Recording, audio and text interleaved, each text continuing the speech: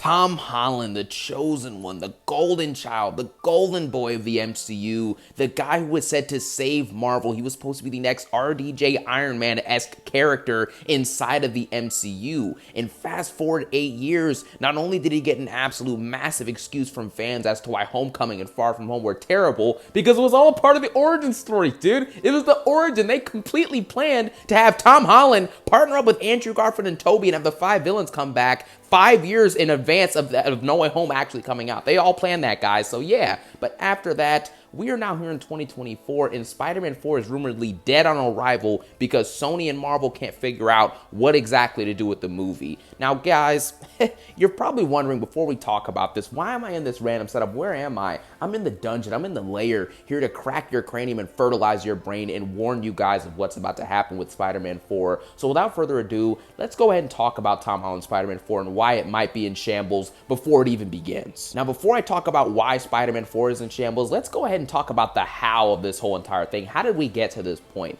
In 2016, Tom Holland's Spider-Man was introduced in Civil War. I thought, honestly, before No Way Home dropped, this was the best iteration of his character inside of the MCU, man. We got to see that responsibility aspect, him actually care about his surroundings, and on top of that, he felt like a friendly neighborhood Spider-Man who was a rookie, which is exactly what he should have been. Then you fast forward to Spider-Man Homecoming, you incorporate Iron Man into the storyline. Things got a little bit convoluted for me, and quite frankly, some of the movie felt like an Iron Man, Easter egg movie, Easter egg hunt, instead of it actually being a solo, standalone Tom Holland Spider-Man movie. And then you got, Far From Home came out. Mysterio as the main villain of the movie was pretty much an Iron Man villain. Iron Man shadow looms so heavily throughout this movie, it's not even funny. And on top of that, as a Spider-Man movie, embodying the double life, the responsibilities with the character, and actually giving him a good story on par with Tobey's or Andrew's, this movie doesn't even come close. It's a joke. It's an MCU Disney-fied teen summer trip vacation movie. That's all it really is, and it was absolutely an embarrassment to the character. Then we got Spider-Man No Way Home. We got to see Tobey and Andrew and Tom finally interact on the big screen. It was pretty epic. The movie ended up being good, made tons of money. And for me personally, by the end of this, I thought Tom was actually going to be that solo, friendly neighborhood Spider-Man who embodied the double life and, had those responsibilities. He even got the new comic-accurate suit, which actually looked very good.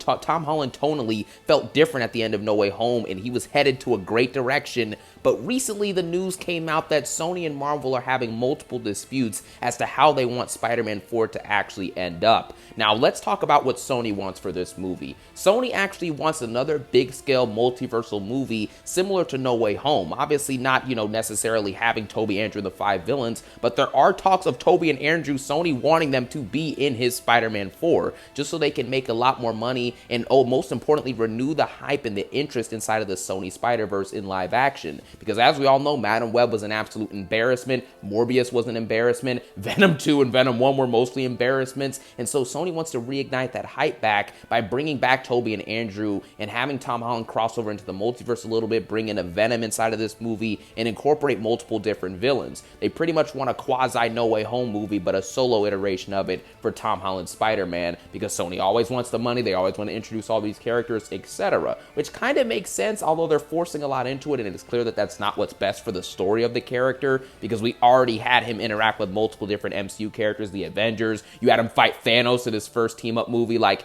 Tom Holland's had his fair share of dealing with worldly threats and all this different crossovers, all that stuff. And so me personally, I want him to have a solo standalone Spider-Man movie, and so does Marvel, Kevin Feige in the MCU. They're coming from a perspective recently of the fact that, hey, the best performing Spider-Verse related projects that you guys have done over the last 5 to 10 years have mostly come from the MCU outside of Into the Spider-Verse and Across the Spider-Verse. So Marvel wants a solo, standalone, kind of differently toned Spider-Man movie than what we've been accustomed to with Tom Holland, and they want to include Daredevil, they want to have Kingpin in there, and they also want to incorporate some of the street-level elements to the character of Spider-Man that have been desperately missing from Tom Holland's iteration so far. And another issue that they're having is that Sony wants to push this movie to come out within the next year or two. They want to get it rushed out, they want to make as much money as quickly as possible and build that hype back. However, Marvel wants to take their time and develop a connective story to the MCU that also builds up Tom Holland on his own as a standalone Spider-Man character within the universe now, because nobody remembers who this guy is. So he has to kind of make a life for himself. We have to see how he moves on after the events of No Way Home, and we have to see the natural maturation and improvement of his character. I mean, at the end of the day, what is he in the MCU, like 19, 18? He's a younger Spider-Man who's just now beginning to feel like Spider-Man, so Marvel wants to give him that standalone project that we just simply haven't gotten yet in the MCU, while Sony wants to just rush it out and get it done immediately and make as much money as possible. And another thing that Marvel wants to do is actually introduce Miles Morales into the live-action canon of the Spider-Verse, specifically Tom Holland's Spider-Verse, so he can be in that movie alongside Tom Holland's Peter Parker in that movie. Now, I think that'd be pretty cool. As we all know, Miles is a massive hit with the animated films, with Into the Spider-Verse, Across the Spider-Verse. He's even a super massive hit in the video games as well, with his own game and also the 2 Spider-Man games that we've gotten on PlayStation.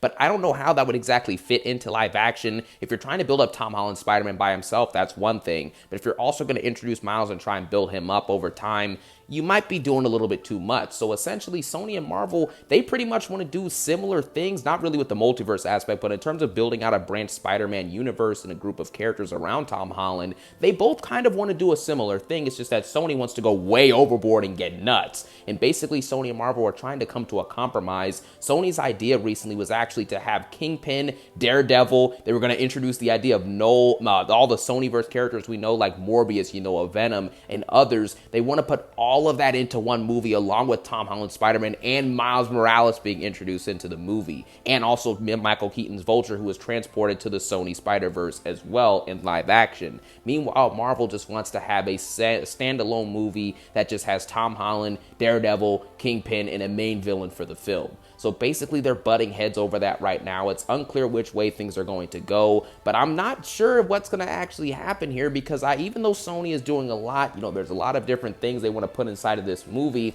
I don't think that their idea is necessarily a terrible thing.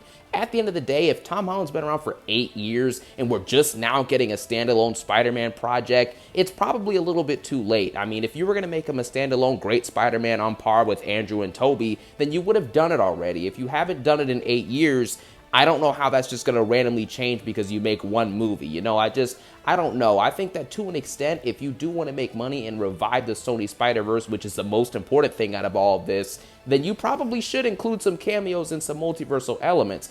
But at a cost. The movie should be a bit longer, like 2 hours 20, 2 hours 30, and you should explain the multiversal ties and the cameos and the introduction of characters into Tom's Sony Spider-Verse. That's really the only way that it should be done, but knowing Sony, they just don't do stuff like that. They rush it out in an hour and 40 minutes, and they just pretty much want you to watch the movie, even though the movies aren't that good. So I say that Marvel and Sony should work together to create a beautiful and connected story, similar to No Way Home, that involves other characters being in the movie but not being necessarily main characters in the movie. Kind of like how Tobey and Andrew served to, build up Tom's character and improve the storytelling for his character arc, but weren't necessarily main hitters in the movie until like the last hour of the film. You don't have to have these different characters like a Venom or a Morbius play the whole entire movie, but I guess you can find a way to weave them into the story and make them play a role that somehow benefits Tom's character or benefits the MCU lore as a whole. And if you can utilize characters like that and possibly even bring in a Null, or a Madam Web, even if you want to, in just one little quick sequence where she's looking at the future of the Spider-Verse,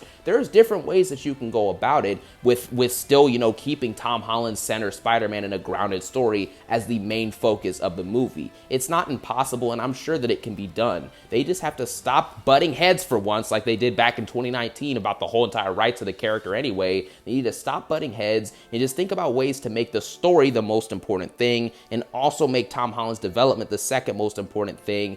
And the third most important thing should be to make a connected Sony universe that feels like it can connect to the MCU with Tom Holland's Spider-Man. You do those three things, then you have room to make a couple of cameo appearances that actually make sense and add to the overall movie and to the story of the MCU as a whole. But if you just have characters showing up out of nowhere just to put them in the movie and make money, that's when you're going to detract from the plot, detract from the story, and things are going to get a little bit messy. But overall, you let me know what you think about Tom Holland and the Spider-Verse and what they should do with Spider-Man 4 and how Sony and Marvel seem to not really have a full set idea on what they want to do with the movie. But at the end of the day, this is what's expected. I mean, Marvel the MCU specifically doesn't know what to do with their live-action Spider-Man situation anymore. So we'll just have to wait and see and follow the story over the next couple months and see if anything changes or if anything new gets introduced. But without further ado, that's all I got to say here from the secret dungeon, which is basically just some, apartment that I'm in right now. I'm not at the normal setup, but yeah. I thank you guys for watching this video, and as always, I hope you guys have a phenomenal day. Peace out.